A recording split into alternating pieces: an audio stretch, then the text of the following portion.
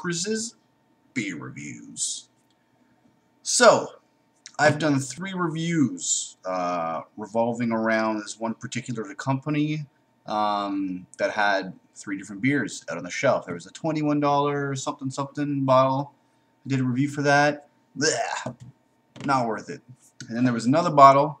It was an espresso stout. That one was phenomenal. And here we are. I get to present to you the Nørrebro Julebryg. It is a 7% ABV bottle at 600 milliliters.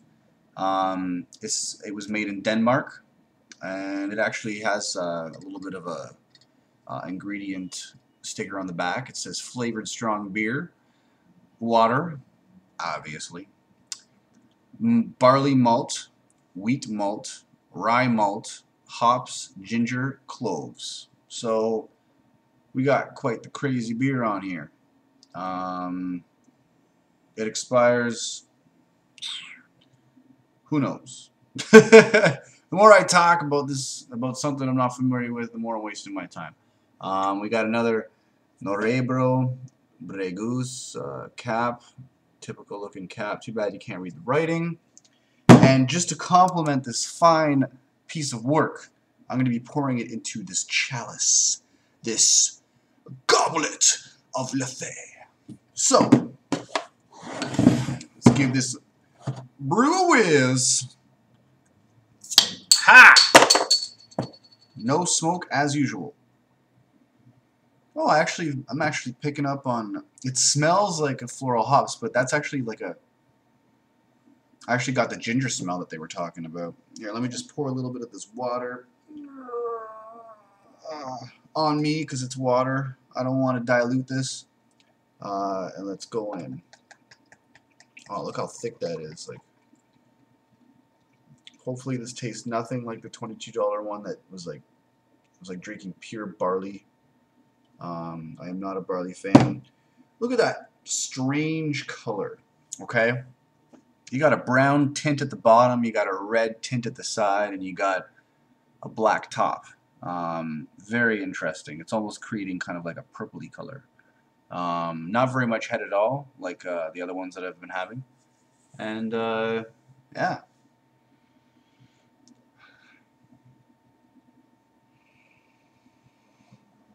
The nose knows that I don't smell anything.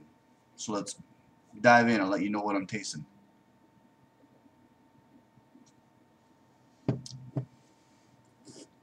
Oh wow.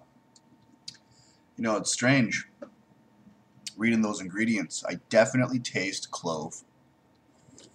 Definitely taste ginger. And the ginger almost kind of creates this background effect on your taste buds, like right at the back of your tongue. Really does complement it. But believe it or not, it says it's got barley malt and wheat malt and rye malt. The barley malt I do not taste. Let's look for the rye malt.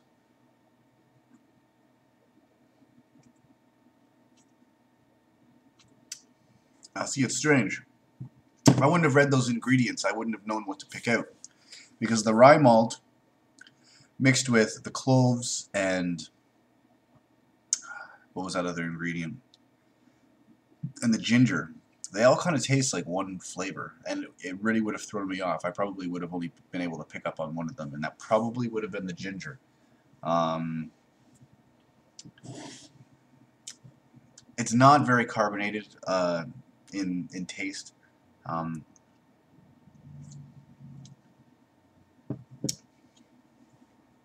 Actually, I take that back. It goes down like very smooth like water, but you have this like crisp, like carbonated bite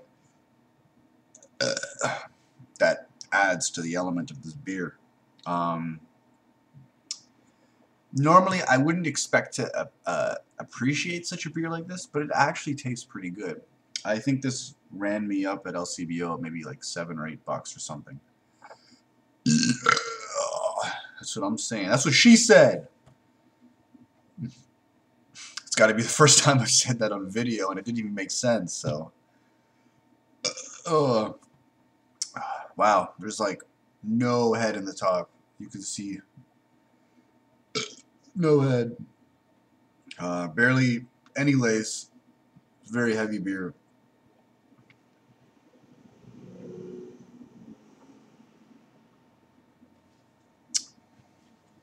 I bought this pretty recently, so I can guarantee that it hasn't been expired. I do not see very many more of these left in LCBO. In fact, I went to a local LCBO that I've been to, and you know what happened?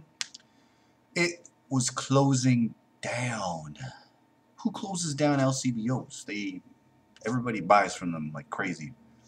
The worst part about this is that it was such a perfect location that if I wanted a beer for home on my way to work, I would pick one up from there. Now, I don't have any beer store or LCBO on the way to my work and back.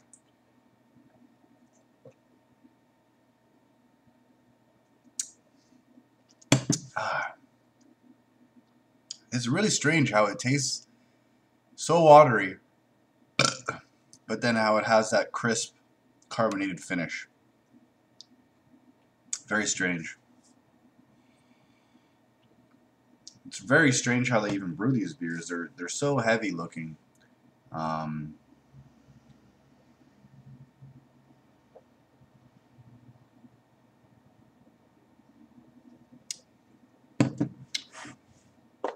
As soon as I started chugging it there,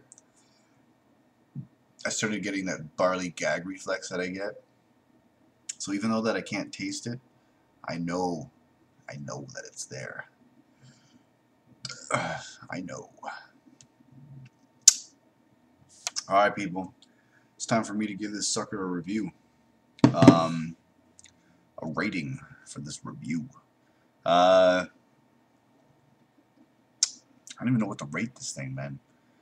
It's not bad. It's not great. Would I buy it again? Never. I'm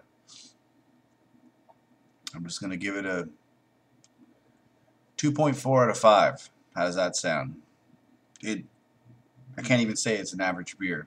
I spent a lot of money on something that should have tasted amazing, and in the ending I just got something that got me through the day. So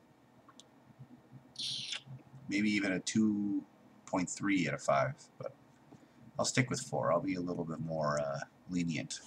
And this is real heavy, so check this out.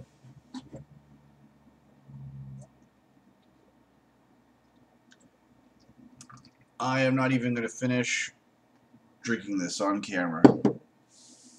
My plan is to say don't drink and drive, but drink responsibly, and I'm going to go play some video games. Cheers.